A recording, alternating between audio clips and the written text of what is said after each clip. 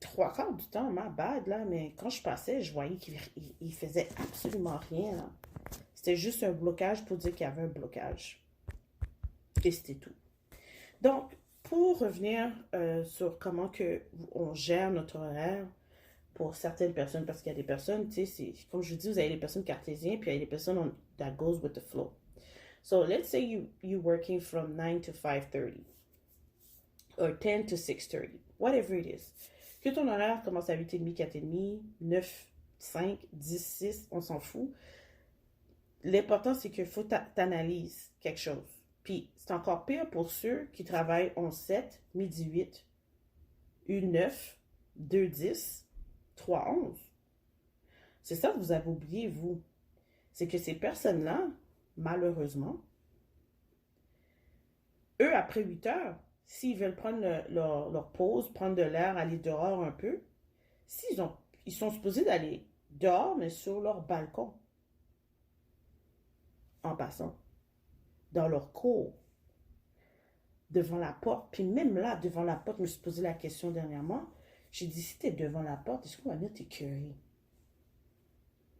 Est-ce qu'on va venir te dire, madame, vous n'êtes pas supposée d'être dehors, malgré que vous êtes devant votre porte? Il y a une différence, tu es devant ta porte, dans ton stationnement, puis dans la rue, sur le trottoir. Le trottoir, on sait, au niveau municipal, le trottoir appartient à la ville.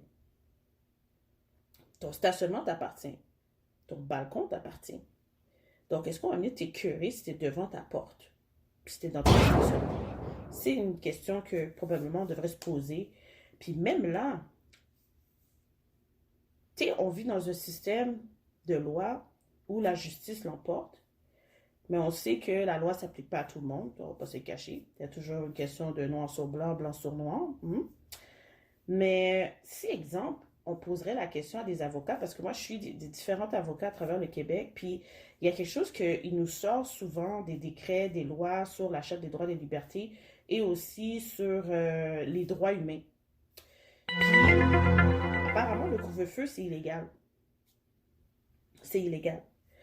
Et qui fait en sorte que tu peux contester un ticket, c'est exemple, pour te prendre dans la rue. Parce que oui, c'est vrai que au niveau politique, la personne t'ordonne de. Mais par contre, au niveau législatif, c'est ça qui l'emporte tout le temps.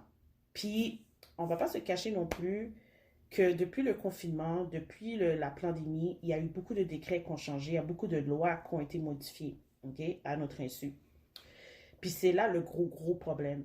C'est que si on reste là, on reste obéissant aux règles qui nous ordonnent, c'est là le gros hic. C'est parce que après ça, ils vont nous demander autre chose, pour on va devoir le suivre. Parce que tout ce que on veut, nous, c'est avoir notre liberté qu'on sait qu'on ne l'aura plus. Pour ceux qui n'ont pas encore compris, on n'aura plus notre liberté comme on était supposé de l'avoir avant. Puis, qu'est-ce que j'avance? C'est parce que si vous restez centré au Québec, ben, vous n'allez jamais comprendre qu'est-ce qui va arriver après. Sauf sortir de votre bulle, sortir de votre province, sortir du pays Canada, puis commencer à regarder en Europe. Commencer à regarder ailleurs dans le monde pour voir, parce que eux sont devancés face à nous. Exemple, l'Australie. L'Australie, eux, le couvre-feu, eux, ils l'ont eu l'année passée. Nous, on l'a eu, là, on rentre dedans aujourd'hui. Fait que si tu calcules le couvre-feu de l'Australie, il y avait une personne qui a partagé tout ce qui s'est passé durant le couvre-feu, puis c'était vraiment intriguant à un point que les gens ne pouvaient plus sortir dehors. N'avaient plus le droit de sortir dehors. Tu n'avais plus le droit de marcher dehors sans avoir un masque. Puis, ben, c'était l'armée en tant que telle, qu'est-ce qu'elle nous avait expliqué, là, la personne en Australie. C'est l'armée qui était dehors, qui faisait la circulation, demander ton papier d'autorisation d'aller travailler, si tu avais le droit de sortir dehors, tu n'avais plus le droit de faire tes marches, tu n'avais pas le droit de promener ton chien comme nous, ils sont en train de nous le dire. Ça, là, c'est bientôt, je vous le garantis, ils vont le retirer après le 8 février. Si vous pensez que le curfew est jusqu'à ce moment, vous n'avez pas compris depuis le 13 mars que le go joue boulette avec nous, avec ces dates qui sont fictives, vous n'avez rien compris. Et il a même mentionné dans son speech qu'il a sorti le mois de décembre. Fait que l'année 2021 est cancel, là. Cancel. Take it or leave it, believe it or not, I don't care. If you still have hope, keep going with the hope. But at least, truth will set you free.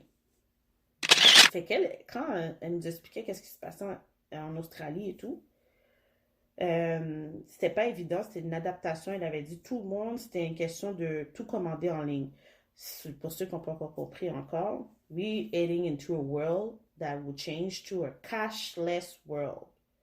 Donc, un monde sans argent. Je ne sais pas si vous avez vu la vidéo qui a été diffusée d'un reportage en Chine, que les gens, maintenant, ils payent en scannant leur face. Donc, ils regardent la caméra, puis c'est automatiquement en regardant la caméra qu'ils peuvent payer qu'est-ce qu'ils veulent acheter. Donc, il n'y a plus de carte de débit, il n'y a plus de portefeuille que tu dois avoir avec toi, il n'y a plus besoin de scanner avec ton cellulaire parce que tout se scanne avec ton visage. Donc, reconnaissance faciale. Et puis, à partir de là, eux, ils peuvent débiter le montant que tu as dans ton compte pour payer qu'est-ce que tu vas acheter. On avait déjà vu ça avec Amazon. Il y avait une vidéo qui circulait là-dessus en 2019 que tu pouvais comme automatiquement avec Amazon, tu passais quelque part, ils avaient déjà ton montant. Fait que tout ce que tu mettais dans ton panier, ça déduisait dans ton compte que tu avais. Donc, c'est où qu'on s'en va, même si vous ne voulez pas le croire, mais c'est là qu'on s'en va graduellement. Puis, il y a aussi le revenu universel. Je suis pas trop allée là-dedans. Pourquoi? Parce que j'aurais eu besoin d'avoir un peu plus d'informations au niveau fiscal. Mais qu'est-ce que j'ai pu comprendre avec le revenu universel, c'est que tout le monde va avoir le même salaire. Et c'est là que j'ai dit, point d'interrogation, je devais devoir investiguer là-dessus, faire plus de recherches, mais apparemment c'est disponible déjà sur le site de Revenu Québec, que ça explique vaguement un peu où qu'on s'en va. Ça veut dire que tout dépendant, je doute bien, je vais aller avec qu'est-ce que je pense. Peut-être que je suis fautive, mais je vais aller avec comment que je pense que ça pourrait être. Moi, je pense que ça va aller selon la catégorie d'industrie et non pas le nombre d'années. Donc, ça veut dire que si tu es dans l'industrie du détail, tu vas avoir un salaire fixe. Donc, ça va être probablement, je ne sais même plus s'ils vont nous calculer avec le salaire horaire. Donc, on va dire 15, 16, je pense que c'est 14, 13 et 25, 14 dollars. Tout dépendant quelle province en passant, parce qu'Ontario, c'est différent qu'au Québec. Mais qu'on va dire que tu es à 14 dollars de l'heure, je doute bien que maintenant, ça va être taux horaire, mais plus un salaire annuel. Puis le pourquoi que c'est pas bon, le salaire annuel pour certains postes, moi, je donne mon opinion pourquoi que c'est pas bon, puis pourquoi c'est bon. Mais il y en a qui vont comprendre tout de suite pourquoi je dis que c'est pas bon. C'est parce que le salaire annuel, on va dire, on te dit 100 000 par année, tu travailles. Le 100 000 par année, ça a l'air super beau. Tu dis, OK, pas de problème, je signe, nanana. OK. Mais la plupart des personnes que j'ai connues qui ont signé des contrats annuels, là, to be honest, il y en avait beaucoup qui travaillaient beaucoup plus que le fameux 40 heures semaine. Puis que ça arrivait même que des fins de semaine, ils travaillaient. Fait qu'ils travaillaient 7 jours en ligne. Donc, le salaire annuel, le côté que j'appuie pas, que c'est mon turn-off en tant que tel, c'est qu'on peut t'exiger de travailler plus que si, exemple, tu serais à taux horaire. Donc, il fait que tu es obligé, parce que tu as signé le contrat, right? Tu es obligé de travailler continuellement. Puis que ça fait partie de. Comment pourrais-je dire ça? Ça fait partie de ton travail, ça fait partie du pourquoi que tu dois comme accomplir ou compléter plutôt des tâches relatives au poste que tu as choisi, au titre de travail qu'on t'a ordonné. Donc, c'est pour ça que je dis le salaire annuel, c'est pas quelque chose que j'aimerais vraiment. Euh, Tout dépendant aussi de dans quelle industrie que tu es. Parce que, tu sais, il y en a d'autres, il y a des périodes que c'est plus froide, donc il y a une baisse d'achalandage, puis qu'il y a d'autres périodes, il y a une hausse. Mais on s'entend très bien que maintenant, depuis la COVID, on ne peut plus vraiment déterminer qu'est-ce qui est un achalandage qui est prévisible, parce qu'on s'entend très bien que nous, en tant que personne, si on n'est pas inscrit ou on n'est pas siégé dans un poste gouvernemental autre que de base, quand je dis de base, à titre informatif, donc si vous n'êtes pas dans des postes qui seraient relatifs au niveau fiscal, qui seraient relatifs au niveau matrimonial ou familial, si ce n'est pas des postes qui seraient au niveau politique, Donc, si vous n'êtes pas siégé dans un conseil ou quoi que ce soit, ben, il y a certaines informations que vous n'allez jamais savoir. Vous allez être parmi peut-être les premiers avant le peuple à le savoir. Donc, c'est là que je voulais comme amener l'aspect du salaire annuel. C'est pas un win-win situation. Parce qu'imagine-toi, je donne un exemple. Tu as l'habitude, on te dit, bon, tu dois être au bureau de telle heure à telle heure, mais tu sais, des fois, il y en a des personnes qui rentrent plus tôt pour partir plus tôt, puis il y en a qui rentrent plus tard pour partir plus tard, mais j'ai souvent vu des personnes rentrer à l'heure puis partir plus tard que prévu. Pas juste un lundi, pas juste un mardi, pas juste un mercredi, c'était du lundi au vendredi, là. Puis que tu voyais que ils étaient vraiment comme, mon Dieu, je suis fatiguée. Puis des fois, c'est comme, regarde, je continue au travail, je continue à travailler à la maison, tu sais. Ils se donnaient le droit de faire du télétravail parce qu'ils avaient une grande charge de travail à accomplir. Puis, tu sais, il y en avait là qui partageaient comment que c'était comme, tu sais, c'était pas comme qu'est-ce qu'ils pensaient, là, tu sais, s'ils auraient pu pas prendre le poste, ils l'auraient pas pris, tu sais. Puis quand tu entends ces personnes-là verbaliser leur mécontentement face à cela, ben c'est sûr que toi, tu vas commencer à dire, tu prends note, tu sais. Puis que je vais toujours me rappeler qu'il y avait eu un cadre qui m'avait fait part, taux horaire, c'est toujours mieux que salaire annuel. Puis il m'expliquait, il disait, écoute, si on te demande de faire 2 heures de plus par jour, puis tu travailles 5 jours semaine, ça fait 10 heures semaine. Tu fais 10 heures de plus. Tu es payé 10 heures de plus pour ça. Donc, ça vient 20 heures sur ta paye de plus. Oui, je sais qu'on t'impose plus. Mais lui, il expliquait qu'au moins, toi, tu sais que tu fais juste 2 heures de plus. Mais si une personne qui est sur un contrat annuel, on te dit, on a besoin de toi pour finir un peu le reste de la journée. Donc, dans le fond, tu es la personne qui va devoir rester pour finaliser la journée. Mais finaliser la journée, c'est pas juste quand tout le monde quitte le bureau.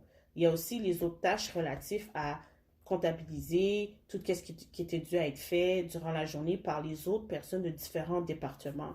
Fait que des fois, ça se peut, tu quittes le bureau, il est 10 heures le soir, là, puis tu étais là ce matin à 9 heures. Là. Donc, c'est un pensez-y bien. Pourquoi je prends le temps d'en parler un peu? C'est parce que je sais qu'il y a une restructuration qui se fait actuellement dans différentes industries à titre d'emploi pour des emplois actifs. Oui, aussi, il y a des mises à pied qui sont en cours aussi, donc c'est les deux mondes. Puis, qu'est-ce qui est très important, c'est que on vous donne un salaire que vous ne pourriez pas disputer, genre. Même si on a toujours dit d'avoir le sens de la négociation, je pense qu'on n'est plus capable de négocier depuis le 13 mars 2020. Pour ceux qui n'ont pas encore compris, regardez-nous. Mais perso, je trouve que même si on aimerait aller au niveau légal, je trouve que de plus en plus, la loi s'applique plus. À cause que les décrets que le gouvernement a changés graduellement sur différents niveaux affectent les employeurs de pouvoir rendre une certaine souplesse aux employés, puis que les employés doivent s'adapter à une réalité qui leur sont imposées. Donc, allez faire des petites recherches sur revenu universel, comme on s'en va dans un monde sans argent, cashless world. Pourquoi que je vous dis ça? J'étais assis avec un Asiatique il y a peut-être 2, 3 mois de ça, même pas. Puis on a eu une très bonne conversation. Puis il m'a dit qu'on s'en va dans un monde qui aura plus d'argent. C'est fini ça, là.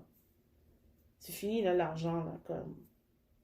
Puis il m'a dit comme c'est stack up, comme il y a des dépenses inutiles, c'est plus utile, là. Comme c'est pour ça que je dis cette année, c'est comme. Bon, pour ceux qui ont déjà commencé l'année passée, mais je parle pour cette année, c'est encore pire. C'est bien beau d'encourager toutes les entreprises, toutes les compagnies et tout, mais ça va te donner quoi à la longue? À la longue, tu vas acquérir plus de matériel, mais tu vas avoir moins d'actifs, moins d'économies, juste pour supporter des compagnies plus ou moins que c'est un avantage pour toi. Moi, je sais de quoi je parle parce que pendant la pandémie, j'ai supporté beaucoup, beaucoup, beaucoup d'entreprises de la communauté. Puis que à la longue, tu sais, I'm happy, I support them, right? But there's some items that I still have at home that obviously I could have just not buy them. But I wanted to be that good person. I had a good heart. I'm generous, so I wanted to support them. Some of them I've seen and showed love to me. But there was other people, my bad, their